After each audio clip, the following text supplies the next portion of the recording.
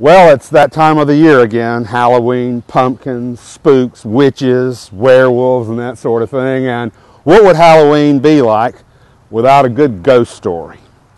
One of the most famous ghost stories that just about everybody in Columbus and on the W campus knows about is the haunted clock tower and Mary, a nurse who worked on these premises during the Civil War.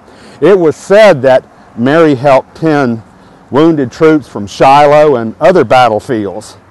She tended both north and south, and her efforts were tireless. They just couldn't get her to stop. She would work herself to the bone. If a wounded soldier needed water, or he needed extra blankets and needed to be tucked in, that sort of thing, she was there to do it, probably more than anybody else. And they said she really took an interest in her patients, so much so that she loved them all. And she hoped that one day they would return, and some did come back. So it wasn't that she just loved one and not all the others. She loved them all. And there'd be times when she'd go up to the top of Callaway Hall and look out there to see if any were coming back to see her. That's how much she loved these guys. Well, it turns out that she died. Nobody really knows how she died. Probably just worked herself to death.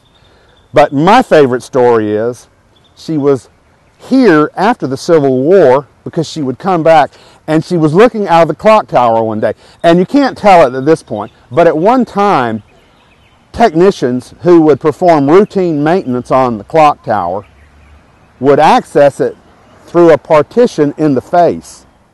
And this particular time, Mary was up there. She slid this partition up, and she looked out to remember those days when possibly an old flame would come back from the Civil War. And she was admiring that when one of the clock hands struck her and hit her on the back of the neck, and she fell backwards, and in falling, she grabbed that partition and it slid down, and she fell down the stairs. Now, nobody thought that she had killed herself, and she hadn't. It was just an accident. But accidents don't make good ghost stories. Instead, they said that she climbed to the top and threw herself off. Now, the big thing is, why does she keep haunting Callaway Hall? Students talk about how when they're feeling ill, she comes and comforts them. Well, once again, she was that tireless nurse who was helping those wounded soldiers because she was so concerned about them. But everybody wants a good grisly ghost story. So she threw herself off and died. Depends on how you want to remember her on Halloween.